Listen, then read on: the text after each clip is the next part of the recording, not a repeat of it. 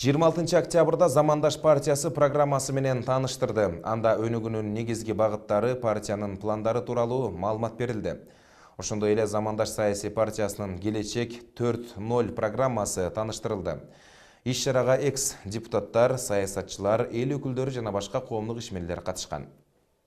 Замандаш саясий партиясынын келечек 4.0 аталышындагы программасында дүйнөдөгү бардык тенденциялар эске алынган. Алардын баары программада камтылган. Бул тууралуу аталган партия төрагасы Жеңиш Молдокматов партиянын программасы менен тааныштырып жатып билдирди. Анын айтымында парламентаризмдин негизин партиялардын программасы түзөт. Парламент күчтүү болсо, өкмөт дагы күчтүү болот. Натыйжада Кыргызстан өнүгөт. Негизи ар бир партиянын программасы болуш керек да, бул көздөгөн максат. Анан бул кыска, орто, узак мөөнөттөгү.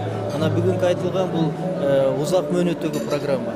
Ошонун ичинде эле кыска мөөнөттө аткара тургандар бар. Мисалы ичкидүү өндүрүмдү эгерде парламентке шайланып келе турган болсок, 5 жылда 2 эсе көбөйтүү деп атабыз. Мына азыр 7,5 миллиард болсо, 15 миллиардга жеткирсек болот. Молдокматов 2017-жылы мамлекеттик кызматкерлерди окутуу үчүн республикалык бюджеттен 600 миллион доллардан ашуун каражат бөлүнгөндүгүн айтты. Ашыкча чыгашаларды кыскартуу менен каражатты үнөмдөөгө болоорун дагы белгилеп өттү.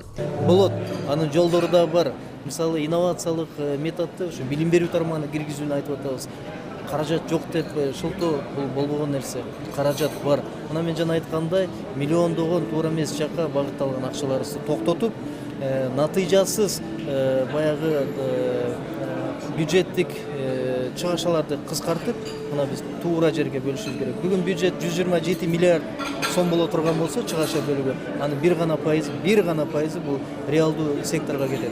Экономика жумшалат. Калгандагысы мына 74% биздин бюджеттин 74% бул социалдык төлөмдөргө кетет. Партиянын программасында артыкчылыктуу багыттар даана көрсөтүлгөн. Жогорку кеңештин депутаттары өзгөчө сөз эркиндигине карата мамилени баса белгилешти. Ошондой эле шайлоого чокул программалар дагы чыңаларын айтып өтүштү.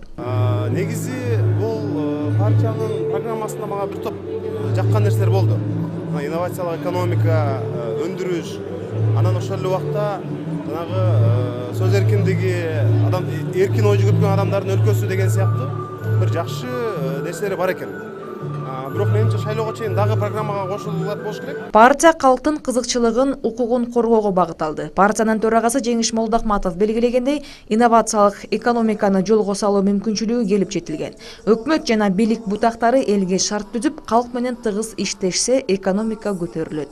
Белгилей кетсек, 26 октябрда Замандаш партиясы программасы менен тааныштырды. Анда өнүгүүнүн негизги багыттары, партиянын алдыдагы пландары туурасында маалымат берилди.